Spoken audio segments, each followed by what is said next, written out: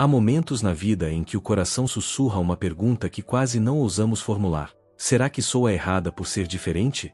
Esse pensamento não surge de repente, ele é cultivado em olhares, em comentários, em silêncios pesados. É sentido nos espaços em que não cabemos, nas conversas em que não nos reconhecemos, nas expectativas que parecem sempre nos empurrar para fora de quem somos. E então a solidão não é apenas estar só, é sentir-se inadequada por ser exatamente aquilo que se é. Viktor Frankl lembrava que cada ser humano tem uma missão única e insubstituível. Essa singularidade não é acidente, não é falha, não é defeito. É destino. E no entanto, vivemos em um mundo que construiu moldes estreitos. Um mundo que prefere repetições à autenticidade, obediência à liberdade, silêncios a verdades. Nesse cenário, ser fiel a si mesma se transforma em fardo, e o que deveria ser dom passa a ser julgado como erro. Erich Fromm dizia que numa sociedade que idolatra o conformismo, a autenticidade sempre será vista como ameaça. O que é livre causa estranheza. O que é inteiro provoca desconforto. É por isso que tantas vezes uma mulher singular escuta insinuações de que é difícil, exagerada, inadequada. Mas a verdade é que essa reação não fala sobre ela, e sim sobre os olhos que não suportam a luz. A dor silenciosa de sentir-se errada nasce dessa confusão. Acreditar que não caber nos padrões significa não ter valor. O coração começa a duvidar de si mesmo, como se precisasse pedir desculpas por não se encaixar. E nessa dúvida, a energia vital se apaga aos poucos. A vida perde cor quando a pessoa tenta vestir roupas que nunca lhe serviram, quando tenta caber em molduras feitas para outras histórias. Mas a singularidade não é falha. Ela é centelha. É como uma estrela que brilha diferente no céu. Sua luz não erra por ser distinta. Ela apenas cumpre sua missão. Só incomoda os olhos acostumados à escuridão. A verdade é que cada diferença é um chamado para a autenticidade. E cada desconforto que provoca é prova de que está acendendo uma chama que muitos ainda não ousaram acender. É nesse ponto que nasce o dilema: viver encolhida para caber ou aceitar que a vida pede coragem para ser inteira. Essa escolha é o preço de ser única em um mundo de moldes. E talvez seja justamente esse preço que, no fim, nos devolve a dignidade de existir em plenitude. Desde muito cedo, quase sem perceber, aprendemos a buscar aprovação antes de viver nossa própria verdade. Crianças ainda, ouvimos frases que nos moldam: não faça isso para não desagradar, vista-se assim para ser aceita, não fale demais, não seja tão sensível. Cada palavra repetida grava em nós a lição de que ser diferente é perigoso. Crescemos acreditando que só estaremos seguras se coubermos no padrão, se imitarmos, se formos parecidas com todos os outros. A neurociência mostra que essa necessidade de aceitação tem raízes profundas. Quando sofremos rejeição social, o cérebro ativa as mesmas áreas responsáveis pela dor física. É como se cada crítica, cada exclusão, cada olhar de reprovação fosse uma ferida aberta na pele. Não é imaginação, é real. A rejeição dói no corpo tanto quanto na alma. E, para evitar essa dor, aprendemos a nos esconder de nós mesmas. Mas Viktor Frankl nos recorda algo essencial: a vida não pede que sejamos cópias, ela pede que sejamos respostas únicas. Cada ser humano carrega uma tarefa insubstituível, um chamado que só ele pode cumprir. Quando trocamos esse chamado pelo desejo de ser aceita, deixamos de viver em coerência com a própria essência. Passamos a existir como personagens, não como sujeitos. O erro invisível está aí: confundir diferença com defeito. O mundo nos ensinou que ser singular é um risco, quando na verdade é nossa maior força. A diferença não é falha a ser corrigida, mas marca de uma missão que não se repete. E toda vez que você se encolhe para caber em moldes, não está apenas traindo a si mesma, está negando à vida a resposta que só você poderia oferecer. O preço dessa negação é alto. O coração começa a viver em contradição, dividido entre a necessidade de ser autêntico e o medo de ser rejeitado. A energia vital se esgota nesse conflito constante. Mas o despertar chega no momento em que se percebe: não há erro em ser diferente. O erro está em acreditar que sua singularidade precisa ser apagada para ser aceita. É aqui que nasce a primeira libertação. Quando deixamos de buscar aprovação como condição de existir, e passamos a enxergar nossa diferença como assinatura única. A vida não pede cópias. A vida pede a sua resposta, e ela só pode vir da sua singularidade. Há um desgaste quase invisível que acontece quando vivemos em constante medo do julgamento. Esse medo cria uma vibração de inadequação, um estado interior de alerta, como se estivéssemos sempre prestes a cometer um erro por sermos quem somos. O corpo sente, os ombros pesam, a respiração se encurta, a mente vigia cada palavra. Essa tensão silenciosa atrai críticas, rejeições e olhares que confirmam exatamente aquilo que mais tememos, a sensação de não pertencimento.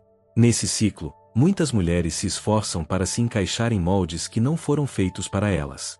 Adaptam a voz, o riso, as roupas, os sonhos, tudo para não assustar os outros com sua intensidade, sua liberdade, sua verdade. Mas nesse esforço para agradar, a energia vital é sufocada. É como tentar viver respirando pela metade. A alma pede expansão, mas o medo exige contenção. E, pouco a pouco, a vida perde brilho. Esse é o fator silencioso, a tentativa constante de esconder a singularidade, de se dobrar em formas estreitas para não incomodar. Mas o preço desse disfarce é alto. A vibração de inadequação não se dissolve com a aprovação alheia, porque o coração sabe que está traindo a si mesmo. A ferida continua aberta, ainda que cercada de aplausos. Franco lembrava que cada pessoa carrega uma missão única, e essa missão não pode ser cumprida sob máscaras. A vida não espera que sejamos cópias bem adaptadas, mas respostas fiéis. Cada vez que sufocamos a essência para caber em moldes, perdemos não apenas a autenticidade, mas também a chance de viver em coerência com o que realmente viemos realizar. O resgate começa em pequenos passos. Microatos de autenticidade que devolvem dignidade ao coração, escolher uma roupa que reflete quem se é, ainda que discreta, falar uma verdade simples, mesmo com receio, dar um passo, ainda que pequeno, na direção de um desejo profundo. Esses gestos parecem mínimos, mas cada um deles é uma semente. E sementes, quando nutridas, germinam em árvores inteiras. O que sabota sua frequência não é sua singularidade, mas o medo de expressá-la. Quando ousamos honrar a essência, mesmo em detalhes cotidianos, a vibração muda. A vida deixa de ser uma luta constante contra o julgamento e passa a ser um campo onde, pouco a pouco, a liberdade encontra espaço para florescer. Quantas vezes você já se perguntou se não estaria sendo demais? Demais na sensibilidade, demais na profundidade, demais na intensidade de sentir e de viver. Esse questionamento nasce do olhar externo, que tantas vezes interpreta a singularidade como exagero. Mas a revelação é esta: o problema não está na sua intensidade. O problema está na fragilidade de quem não consegue sustentar sua própria autenticidade. Muitas pessoas, ao se depararem com alguém que vive de forma verdadeira, sentem-se ameaçadas. Não porque exista algo errado em você, mas porque sua liberdade é um espelho. Um espelho que revela prisões internas, escolhas feitas por medo, vidas moldadas para caber nos padrões. Sua diferença mostra ao outro a vida que ele não ousou viver, e é esse confronto que incomoda. Erich Fromm dizia que o amor verdadeiro não se assusta com a liberdade do outro. Pelo contrário, se expande com ela. O falso afeto exige submissão, exige que a pessoa se encolha para caber. Mas o amor maduro acolhe a singularidade como riqueza, não como ameaça. Por isso, quando alguém julga sua intensidade, está apenas revelando a própria limitação. O coração sensível costuma acreditar que precisa se reduzir para ser aceito. Mas toda vez que você diminui sua luz para não incomodar, perde a chance de ser quem realmente é. O desconforto dos outros não é sinal de erro em você, mas sinal de que sua presença toca em verdades que eles ainda não estão prontos para encarar. A reflexão é clara: sua intensidade não é excesso, é farol. E faróis não existem para agradar os olhos que os acham fortes demais. Eles existem para iluminar caminhos em meio à escuridão. Talvez alguns desviem o olhar, mas outros encontrarão direção justamente porque você ousou brilhar sem pedir desculpas. Assim, a pergunta se inverte: não é será que sou demais, mas até quando vou me negar para caber nos limites alheios? A coragem de existir em plenitude assusta alguns, mas também liberta muitos. E, no fim, é essa coragem que mantém a chama da autenticidade acesa em um mundo de moldes. Poucas prisões são tão cruéis quanto a comparação. Ela chega silenciosa, como um olhar distraído para a vida alheia, e se instala como medida constante de valor. Cada conquista do outro se torna espelho que reflete o que você acredita não ter alcançado. Cada sorriso em redes sociais, cada vitória aparente, Cada aprovação pública parece questionar, em silêncio, se a sua vida é suficiente. A comparação, quando repetida dia após dia, vai corroendo a autoestima como ácido invisível. Franco nos convida a olhar para uma verdade profunda. A vida não pergunta quem sou em relação ao outro, mas sim o que a vida espera de mim. Essa mudança de perspectiva é radical, porque enquanto a comparação nos aprisiona na régua alheia, o chamado da vida nos devolve a nossa singularidade. Não viemos ao mundo para competir, mas para responder. E cada resposta é única, insubstituível, incomparável. O veneno da comparação está no vazio que deixa. Ela não apenas diminui o que somos, mas nos desconecta da própria tarefa existencial. Ao medir-se sempre pelo padrão externo, a pessoa perde a clareza do que realmente importa. É como caminhar em um labirinto olhando apenas para as paredes, esquecendo que existe uma saída. A mente se fixa no que falta, e a vida passa sem que se perceba o que já está florescendo. A neurociência explica que a comparação desencadeia um ciclo químico traiçoeiro. Quando acreditamos estar em vantagem, há uma descarga de dopamina, trazendo prazer rápido. Mas logo em seguida, ao perceber alguém mais à frente, vem a queda, cortisol, estresse, sensação de vazio.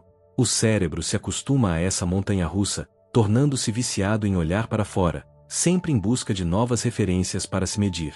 O resultado é um coração exausto, sempre em dívida com uma régua que nunca se estabiliza. A vida, porém, não nos pede ser melhores que alguém. Pede ser inteiros no que somos. E essa inteireza se revela em pequenos atos de sentido que só nós poderíamos realizar. Pode ser uma palavra dita no momento certo, um gesto silencioso de cuidado, uma escolha coerente com nossos valores mais profundos. Quando olhamos para essas ações, percebemos que não há comparação possível, porque cada resposta é única. Uma prática que devolve o eixo é registrar diariamente um ato de sentido. Algo que você fez naquele dia e que só você poderia ter feito daquela maneira.